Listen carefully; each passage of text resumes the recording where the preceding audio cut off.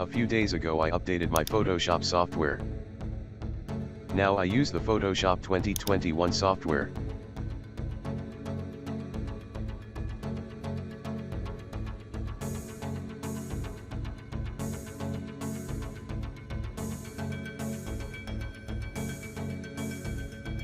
When I open a new file, this showing could not complete your request because of a program error.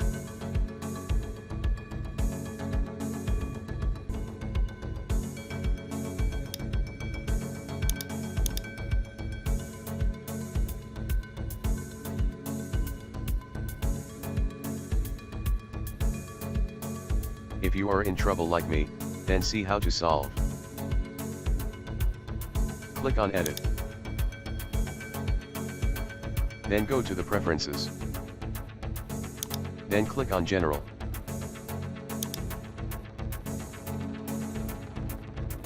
Then click on Performance. Uncheck the Use Graphic Processor. Then click OK. I hope your problem has been resolved after my instruction in this video.